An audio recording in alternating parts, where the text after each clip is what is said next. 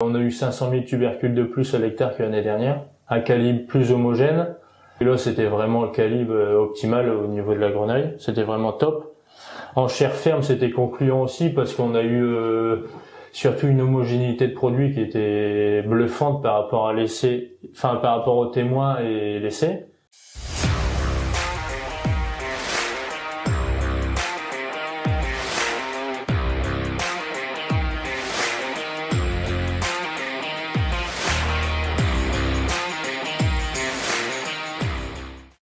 Bonjour à tous, aujourd'hui on est dans l'Oise, enfin à la frontière entre l'Oise et la Somme, du coup dans le nord de la France, pour parler de nutrition des plantes et notamment résultats d'essais sur pommes de terre. Donc on est aujourd'hui ici avec Corentin. Bonjour Corentin. Bonjour. Merci de nous accueillir ici chez toi. Donc déjà, est-ce que dans un premier temps tu pourrais peut-être nous donner un petit peu de contexte, te présenter toi personnellement et présenter l'entreprise dans laquelle on est aujourd'hui. Donc moi c'est Corentin de Kispoter, donc je suis chef ici sur exploitation, donc la SSD Louis-de-Magnier. C'est une ferme céréalière et légumière, légumes de conserve et surtout en majorité pommes de terre et endives. Moi mon rôle c'est de chapeauter un petit peu les équipes, donc pour tous les travaux dans les champs et chapeauter tout ce qui est pour organiser le boulot, les semis, les récoltes, les plantations. Et après prendre les décisions pour les traitements. Donc c'est pour ça que c'est moi qui ai suivi plus ou moins c'est pas plus ou moins, j'ai suivi les protocoles avec Maxime pour les essais en climax. En type de sol, on a du limon et du très bon limon et on part après sur de l'argile dans certaines parcelles. En pommes de terre, dans certaines parcelles d'argile, on arrive à mettre des pommes de terre.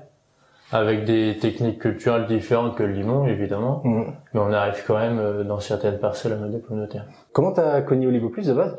Oligo Plus, c'est par rapport à Pierre de Kispoter, donc qui gère le centre de conditionnement, donc ce pomme. C'est un ancien technico de chez Groupe Carré, et il connaissait un petit peu Guillaume Tupini, et avec votre réunion, une petite formation, et puis oui, le regroupement qu'il y a eu d'agriculteurs chez Guillaume. La dernière vidéo qu'on a sortie d'ailleurs. Donc on y a été et c'était une super journée et puis c'était quand même très intéressant. Donc on s'est dit s'il y a des résultats qui fonctionnent comme ça chez certaines personnes, pourquoi pas ici. Okay. Donc c'est pour ça qu'on a commencé à travailler avec Oligo Plus. Toi personnellement, du coup, c'est quoi tes attentes en termes de nutrition des plantes, disons, et d'innovation? Donc typiquement la journée de l'année dernière, par exemple, qu'on avait faite, c'est quoi tes attentes par rapport à ça? Ce qu'il faut prendre en considération maintenant, c'est quand même l'environnement et toutes les attentes des consommateurs, tout ça. Et de ce que j'ai retenu majoritairement à cette journée-là chez Guillaume Tupini, c'est que le climax pouvait aider pour homogénéiser le produit. Donc le but c'était déjà, on a quand même un but en étant agriculteur, c'est quand même la productivité. Bien sûr. Donc on a vu que les rendements augmentaient par rapport aux essais. Ça et l'homogénéité du produit pour dire le consommateur il veut tel calibre, il faut produire un maximum telle variété et c'est telle destination. Donc il faut essayer d'avoir ce calibre-là dans la butte pour avoir le maximum commercialisable dans ce débouché. Ok. Donc des attentes sociétales d'un côté, un objectif de productivité de l'autre, et essayer de... La productivité reste quand même un point fort. Le nerf de la guerre. Voilà. Ok. C'est ça. Donc arriver à garder le même niveau de productivité, voire même l'augmenter, mais en essayant d'aller vers des produits qui sont plutôt bons pour l'environnement. Oui. Ça marche. Je te propose de parler des essais maintenant. Du coup, est-ce que tu peux nous parler de ces essais? Alors peut-être démarrer déjà par la méthode, le protocole, et comment tu t'y es pris du coup pour mettre en place ces essais? Pour mettre en place les essais, on a déjà Maxime était déjà venu une fois, donc on avait fait un peu le point des variétés qui étaient sur la ferme, chair ferme, conso, tout ça. Après, on a fait le choix nous de notre côté de sur telle variété faire les essais. Donc pour les essais, on a fait ça en chair ferme et puis en conso. On a fait un train de tonneau à chaque fois dans chaque champ pour vraiment avoir un bel essai quand même, qui soit quand même représentatif par rapport à la parcelle. Après pour la méthode, c'est Maxime qui nous a pas mal aiguillé quand même forcément comme c'était la première fois. En chair ferme, on a commencé assez tôt pour augmenter justement la tubérisation. En conso, on a commencé plus tard une fois la tubérisation finie. Et vraiment sur les tardives, on a vraiment commencé plus tard une fois que la tubérisation était vraiment finie, que tous les tubercules prenaient du calibre pour être sûr de pas se faire avoir, d'avoir une grosse tubérisation et pas aller amener le calibre souhaité jusqu'au bout. C'était que du foliaire, c'est ça? Donc que du foliaire, des passages foliaires, un ça. Témoin et comparaison à la fin. C'est ça. Après, donc on a fait 5 litres à chaque passage de fongicide. À partir de la période où on voulait commencer le produit, donc au stade crocheté sur certaines chairs fermes, parce que on a fait aussi un essai sur une parcelle en protocole grenaille. Donc là, on a vraiment commencé vraiment encore plus de bonheur que les chairs fermes pour vraiment avoir le maximum de tubercules possible. La tubérisation. En chair ferme, on a fini, on était à 35 litres. Et dans les tardives, on a fini, on était à 25-30 litres.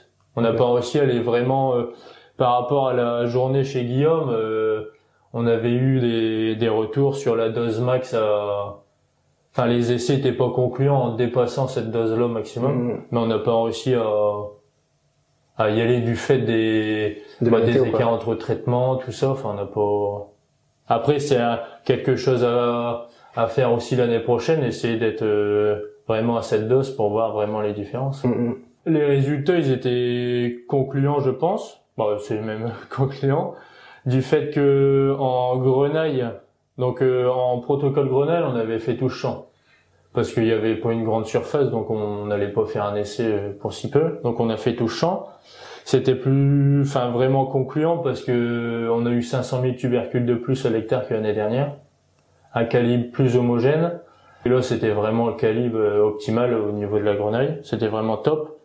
En chair ferme, c'était concluant aussi parce qu'on a eu surtout une homogénéité de produit qui était bluffante par rapport à l'essai, par rapport au témoin et l'essai. Au final, sur les rendements, que ce soit en conso ou chair ferme, on n'a pas eu des différences de rendement énormes.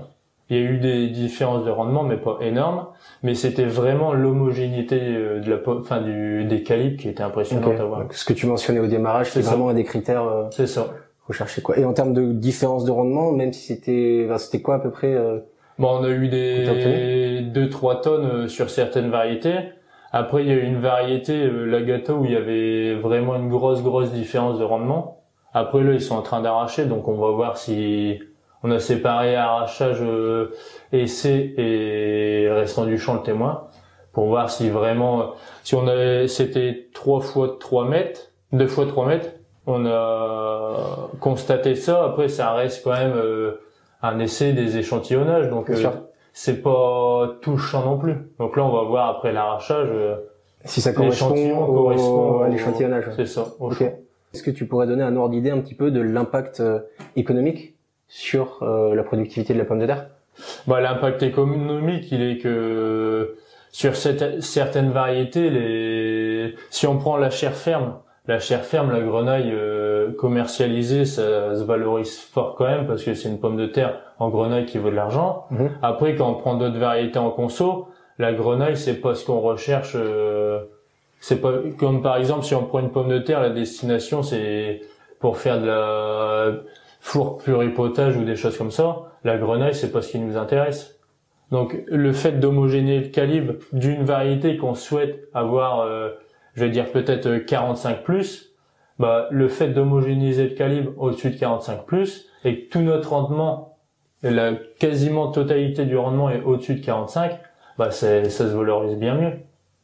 Donc au niveau économique, c'est mieux d'avoir dans certaines variétés un calibre qui est homogène et au-dessus du calibre souhaité pour être sûr de ne pas se retrouver avec des grenailles après l'arrachage. D'un point de vue de la qualité, du coup, notamment du calibre, est-ce que tu peux nous expliquer un petit peu la différence que tu as vue entre le témoin et le traité un petit peu selon les variétés? En prenant soit conso ou chair ferme, on a remarqué que en chair ferme, on a augmenté le nombre de tubercules, laissés par rapport au témoin, et on a eu 10% de plus de grenailles Donc on a augmenté de 10% nos tubercules.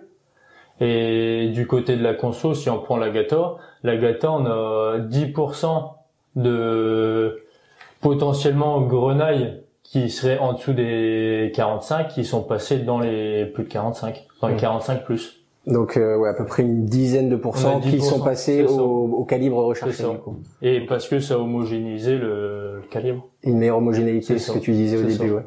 Qu'est-ce que tu dirais à un producteur qui aimerait aller dans ce sens-là, justement, aller dans le sens de l'optimisation de la nutrition des plantes? Qu'est-ce que tu lui dirais aujourd'hui? Bah, d'essayer déjà. Nous, c'est ce qu'on a fait. Qu'ils essayent chez eux, sur leur variété et par rapport à ce qu'ils veulent faire, les débouchés qu'ils ont en vendant leurs pommes de terre. Et nous, c'est sûr que l'année prochaine, on va refaire ces essais-là. Après, cette année, on avait fait des petits essais en oignons. Parce que sur la ferme, il y a aussi des oignons. Okay. Donc, pour aussi le but d'homogénéiser et puis aller chercher le rendement, parce que c'est ce qu'on veut aussi. C'est un petit peu le même principe, on peut dire grossièrement, que les pommes de terre. C'est que on veut le maximum si on sème un oignon, bah, on veut qu'ils arrivent au calibre et qu'ils grossissent le maximum pour faire du rendement. Donc, on a fait des petits essais dessus. Après, on y a été à tâtons parce qu'on savait pas trop comment s'y prendre.